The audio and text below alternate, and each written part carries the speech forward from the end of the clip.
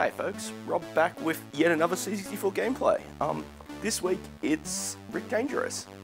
Originally wanted to do this after seeing a vid of the ST version by Infected Flinch a few weeks ago, and you know, time then scheduling met, I finally got a chance to take a look at it now. So interesting, you know, core-designed release published by Firebird shortly after I think the sellout from Telecom Soft to Microprose. And of course, your Rick Dangerous, intrepid adventurer and hero who's crash landed in the Amazon while looking for a lost tribe. And of course, it basically takes its cues from certain famous hat-wearing archaeologists, but you know, you need to just jump through and all the traps. It's interesting that I believe it's one of that they released it on the five systems: ST, Amiga, C64, Spectrum, and CPC. And there's always a couple little things here. For example, all the characters, the sprite design was really based around the limitations of the C64 sprites in sizing. Whereas the scrolly, I presume, would be the same reason why it's a vertically scroll, like the levels only scroll vertically, and then you, much like Pitfall 2, when you change sections horizontally, it changes sections. And I presume that's really because the ST wasn't really good at horizontally scrolling. So as a result, it made more sense to do that. And you can sort of see, I think it works out. Like, I mean, I like the style here. They've used the that one's a trap, so you want to avoid it. Let's see if I can get past it. Oh, I always miss that jump up. Oops. So controls are pretty straightforward. Up to jump, left, right to move, down will duck, and then if you hold the fire button, you actually use Rick's abilities, which are fire and up will shoot, fire and left or right will. Not again. I can't get past this bit. So fire it up shoots like that. Fire to the right or left, he pokes his little staff out, and then fire it down lets you use a drop of dynamite. As you can see, up on the status panel at the top, you can see the score, bullet count, dynamite count, and your lives.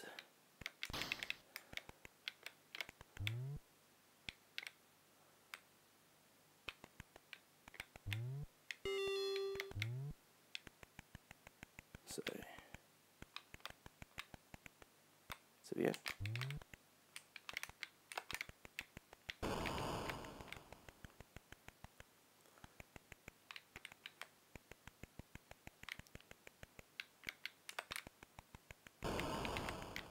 Reminds you a bit of Hero in that regard, where now you're dropping bombs to clear through.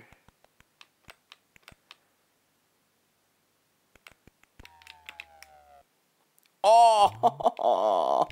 And that's where this game gets a little unfair, let's be honest. Yeah, all the way back to the start. When you mess up, no, do not want.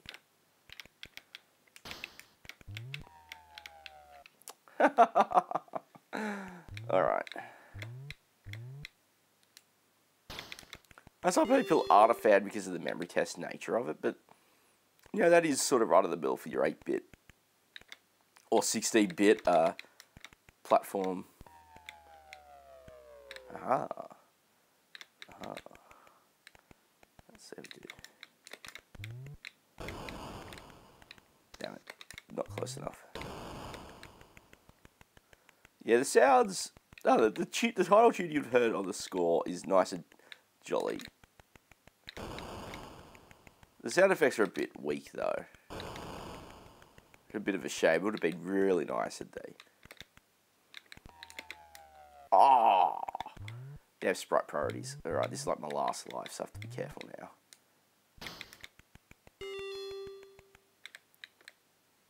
Let's see, come on.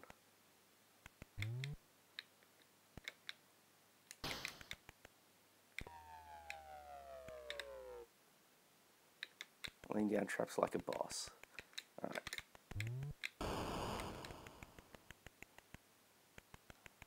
See if we can do this chamber.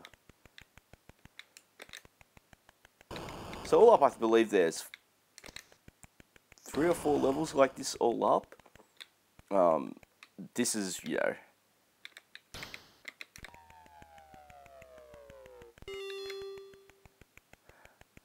Why is it going to be trapped for a minute there? And through. Oh my. Oh, ladder. I can tell by the background. By the background graphics. Okay. Let's get down. Ooh. Okay. Hoist it up.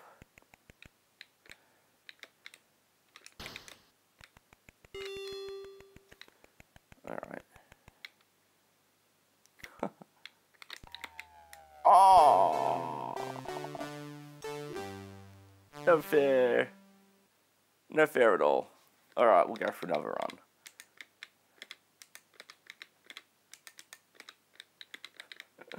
Ah, no fair at all. I thought I had that. Let's see. You can see much better than my warm-up run before, so dive in for another round.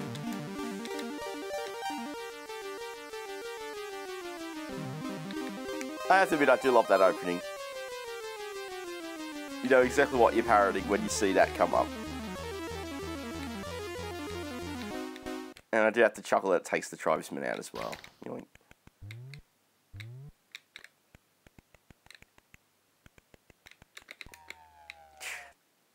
Drat.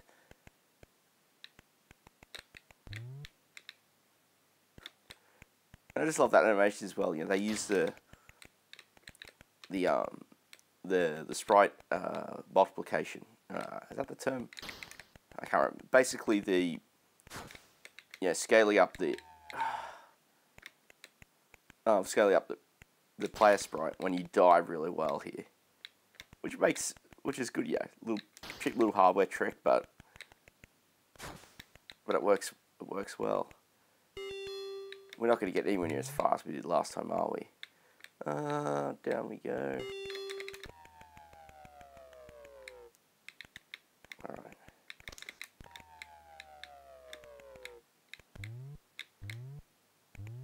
Of course, it's all about conserving your resources as well, which I really like in the terms of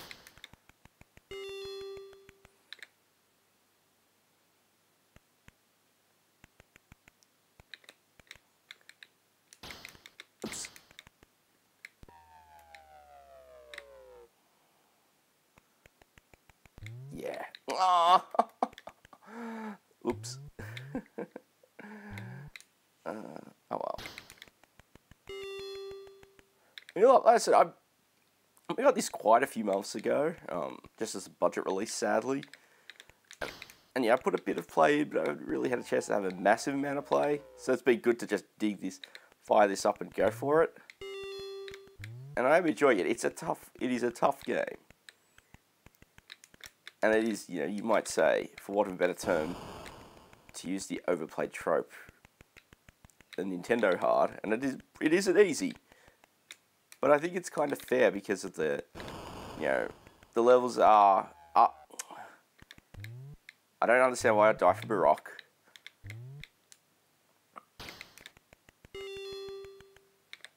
We're not going to get through this stage, are we? I mean, it's actually pretty nicely. The levels are nicely designed. Fits together really well. So I don't think I can play much. The game is hard, absolutely, and a lot of but it's the way it's hard. A lot of old games are hard. And for 89 for a single load, certainly can be impressed with it. One poisonous rock, 2 poison.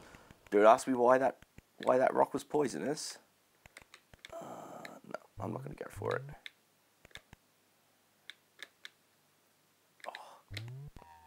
Oh, game over. Terrible, terrible indeed. So that's pretty much a wrap at this point. Let's go into my name for the heck of it. That's pretty much a wrap. I mean, good to see how it translates. I presume the 16 bits will lead, which would make sense in 1989. But C64-wise, it comes off as a pretty solid conversion. It's put together really well, plays well. As a good solid challenge, it's definitely worth trying to check out if you can hunt a copy down, or go hit up your favourite site and grab an emulated version or whatever.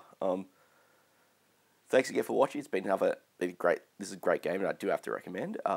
If you haven't already, please do consider subscribing. You usually throw out new gameplay video every week or so. You should see some links for the other cool little 64 games that I've done in the past up as well, and do check them out if you haven't already seen them. And thanks again for watching, and I'll catch you next time.